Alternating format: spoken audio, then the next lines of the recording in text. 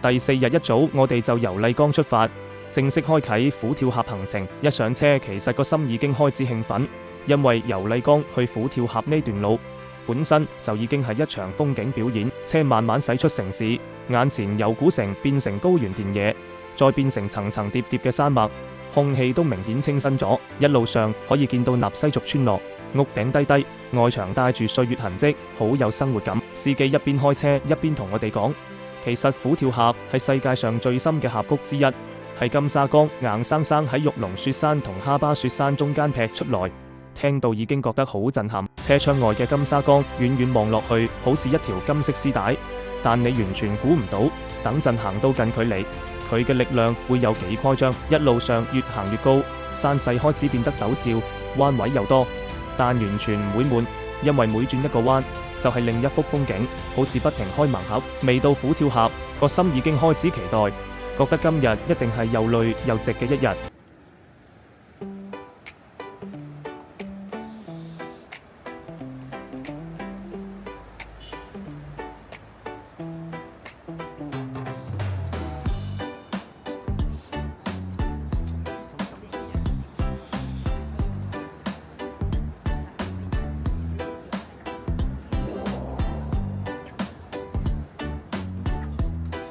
講返虎跳峽本身，其實佢嘅名已經好有畫面感。傳說以前有一隻老虎被獵人追趕，跳過金沙江最窄嘅位置，成功逃生，所以叫虎跳峽。雖然聽落好似故事，但當你企喺峽谷邊，望住下面奔騰嘅江水，你會真心覺得，如果唔係老虎，普通人真係唔可能跳得過。虎跳峽分為上虎跳、中虎跳同下虎跳，而最多人第一次會去嘅，通常係上虎跳，因為相對安全，又可以近距離感受江水衝擊力。我一落車行到觀景台，第一下聽到嘅唔係人聲，而係水聲，好似雷咁光隆隆，震到個心口都有感覺。金沙江水顏色偏黃，但流速極快，不停拍打岩石，水花四濺，成個峽谷都好有力量感。四周嘅山壁高到你要抬頭抬到頸都攰，真係會有一種自己好渺小嘅感覺。呢度唔係靚得溫柔嗰種，而係一種好野性、好原始嘅靚，令人敬畏。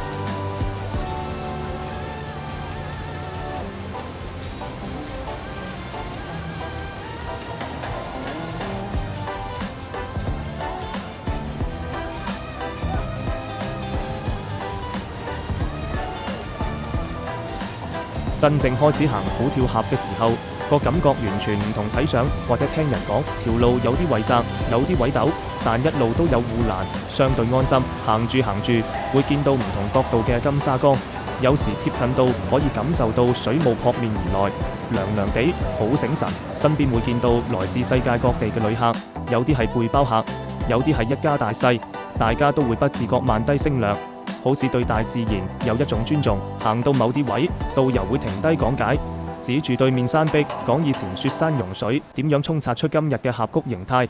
聽住聽住，你會覺得眼前嘅景色唔再只係風景，而係幾百萬年時間累積出嚟嘅結果。到最後準備離開虎跳峽嗰陣，其實身體係攰，但精神好滿足。呢個地方唔係輕鬆打卡型景點，而係會令你真真正正感受到自然力量，同埋明白點解咁多人話嚟雲南如果唔去虎跳峽，真係好似少咗一塊拼圖。When I drink my morning coffee, the newspaper says that you're out there to win it. You've been chasing those neon lights ever since you saw 'em light up the evening sky from your mama's front porch on the 4th of July. What would she say now? What would she say?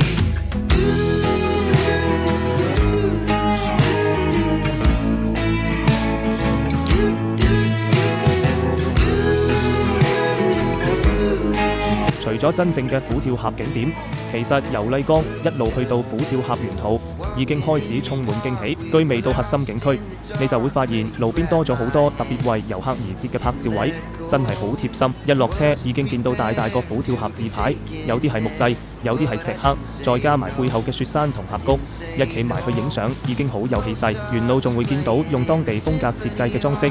例如納西族圖騰、彩色經幡、木製圍欄同觀景平台，影相完全唔單調。最正嘅係有啲位置專登預留角度，可以影到金沙江加峽谷加藍天。攝影師同手機都可以輕鬆出片。我自己一路行一路影，基本上每行幾分鐘就會停低一次，真係完全控制唔到。仲有啲地方擺放咗大型石頭或者仿古道具，俾人坐低影相，感覺好似行緊一條高原探險路線，氣氛唔會太商業化。但又足夠方便遊客，影得開心又唔會破壞自然感覺。你會感覺到當地真係好用心，將虎跳峽唔止做成一個景點，而係一整段體驗。有未入峽谷，情緒已經慢慢被拉高，期待咁一路累積。I'll always remember our walks in the park. I wish you the best out there in the dark.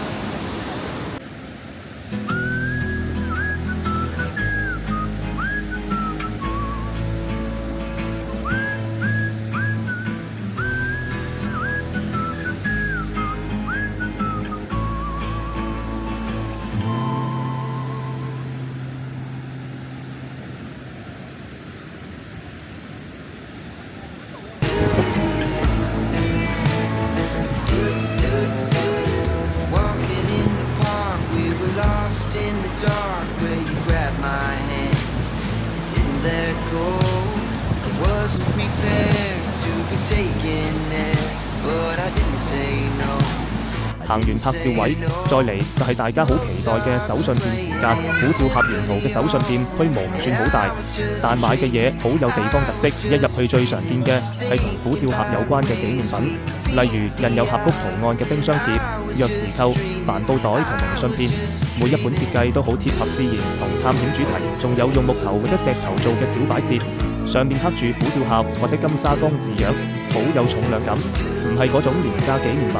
另外仲會買啲當地特色食品，好似牦牛肉乾、青稞製品、雲南花茶、蜂蜜同草本小零食，包裝簡約但好有高原風格，送禮都好體面。最有趣嘅係店入面通常會設有蓋章區，放咗幾本專屬虎跳峽印章，有圖案有文字，可以俾你蓋喺自己嘅本子、明信片或者護照本上。當我第一次拎起印章蓋落去嗰下，真係有一種完成任務嘅感覺，好似為自己呢段旅程蓋咗個認證。見到其他遊客都好認真揾位蓋章，大家會互相分享邊個章最靚，氣氛好輕鬆。整體嚟講，虎跳峽沿途嘅手信同體驗唔會逼你買，但會自然令你想留返啲紀念，提醒自己曾經企過喺世界級峽谷旁邊，聽過金沙江嘅怒哮聲。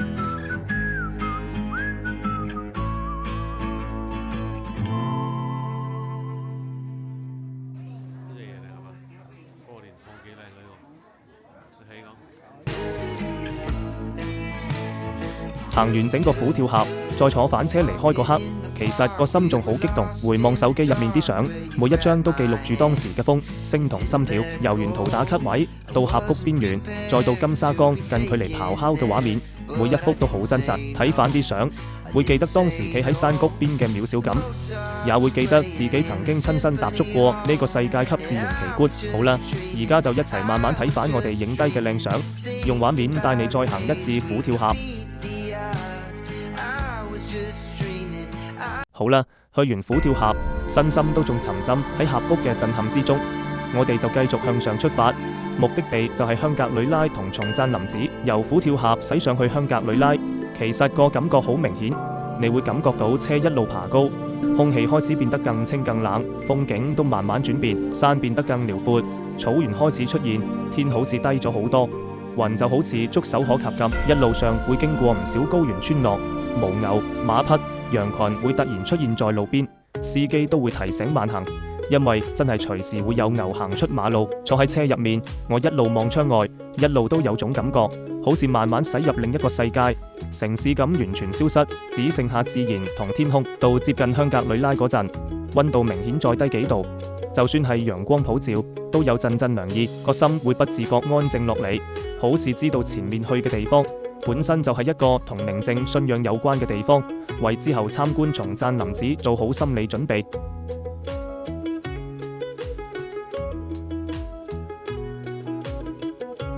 第一次真正踏入香格里拉，老實講，感覺同我之前想象好唔同。佢唔係想象中好商業化嘅旅遊城，反而好乾淨、好開揚，節奏明顯慢好多。街道唔算繁忙，行人唔多，空氣好清新，深呼吸一下都覺得肺入面好舒服。周圍建築開始有濃厚嘅藏族風格，白牆、紅邊、金色屋頂裝飾，到處都見到經幡隨風飄動。當地人着裝都好有特色，臉上表情好平靜，行路慢慢，完全唔急。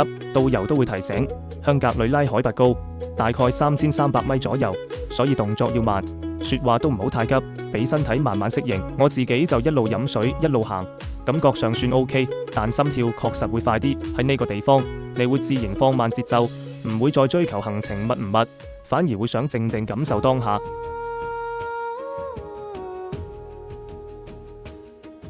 終於來到重頭戲松讚林寺，一遠遠望到佢，第一反應就係真係好大好壯觀。松讚林寺被稱為小布達拉宮，真係一點都唔誇張。整座寺廟建喺山坡之上，金色屋頂喺陽光下閃閃發光，周圍有湖水、草地同藍天包圍，畫面真係好震撼。松讚林寺喺清朝康熙年間建立，佢今已經300多年，係雲南規模最大、最重要嘅藏傳佛教寺院。一路行上石階，你會見到好多虔誠嘅信徒，可能係一步一拜，可能係轉經筒，動作重複但表情好專注。你會不自覺放輕腳步，降低聲量，因為氣氛真係好莊嚴。入到主殿，香味好重，經幡、壁畫、佛像全部都好精細，顏色濃烈但唔刺眼，令人有種被信仰包圍嘅感覺。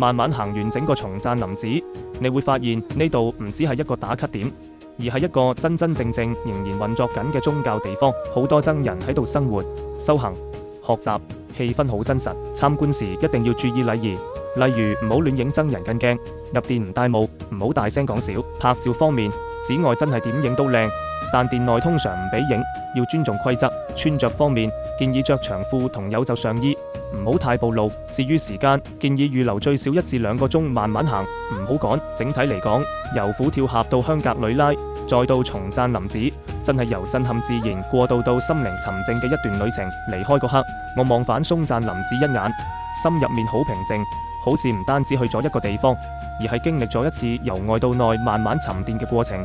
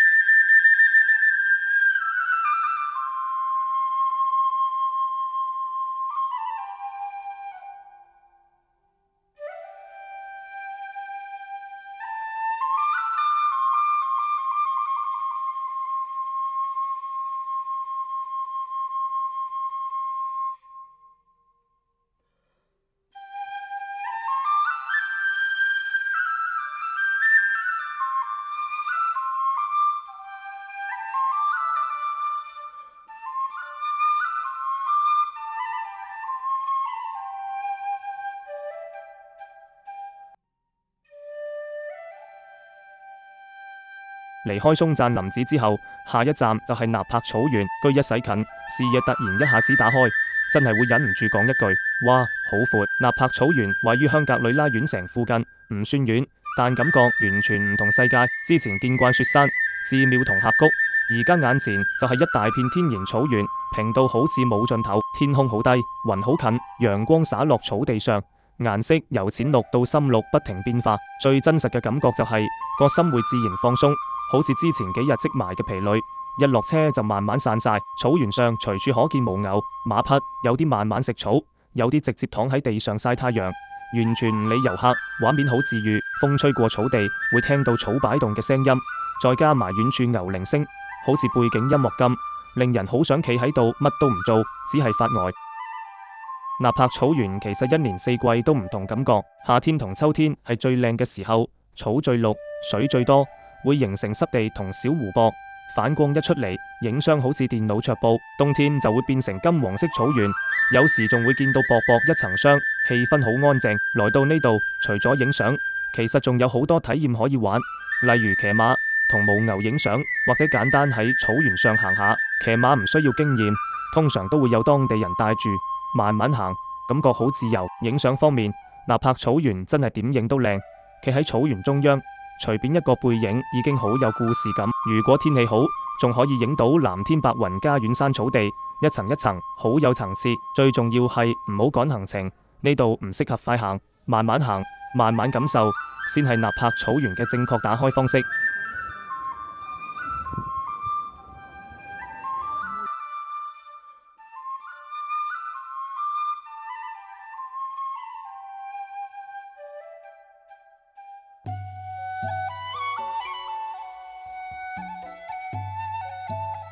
而家我哋嚟到香格里拉市區入面一個好特別嘅地方——龜山公園。一聽個名已經覺得幾可愛，但真係行到入嚟，你會發現呢個地方唔簡單。一入公園，第一眼就見到成座山緩緩升起，好似一隻伏喺地上嘅大龜，所以先叫龜山。周圍環境好清靜，同市區只有一條路之隔，但氣氛完全唔同，感覺好似隔咗一個世界。沿住石階慢慢行上去，兩邊係樹同經幡，風一吹，經幡沙沙聲，好有高原味道。行幾步就要停一停唞氣，畢竟海拔高，但又唔會辛苦到頂唔順，反而行得幾舒服。一路向上，視野開始慢慢打開，可以見到香格里拉市區嘅屋頂同遠處山脈，層層疊疊，好有空間感。呢度唔係一到就要打卡影相嗰種地方，而係會令你不自覺放慢腳步，慢慢行，慢慢睇。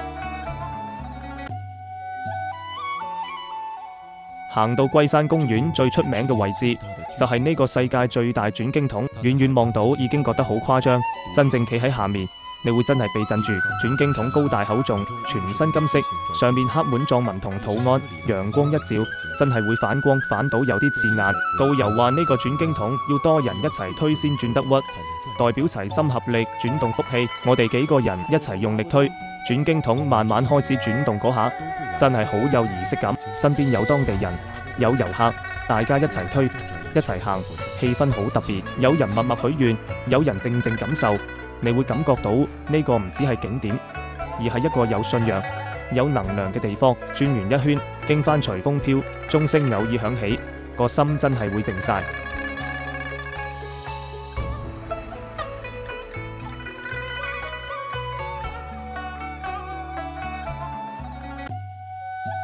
繼續行上去龜山頂，視野真係一流，成個香格里拉市區一覽無遺，屋頂、街道、遠山全部攤開喺眼前。黃昏時間嚟特別靚，陽光慢慢落山，天空顏色由藍變橙再變粉，成個畫面好溫柔。企喺度，你會回想返之前幾日嘅行程，由虎跳峽嘅震撼，到松贊林子嘅莊嚴，再到納柏草原嘅遼闊，而家喺龜山公園就好似一個總結位，俾你靜靜消化晒所有感受。熱貼士方面，建議傍晚嚟，唔曬又靚，記得着防滑鞋，動作慢啲，唔好急。整體嚟講，龜山公園唔係刺激型景點，但係一個好適合收尾、沉澱心情嘅地方。如果你嚟香格里拉，呢度真係值得留一個時段，俾自己靜一靜。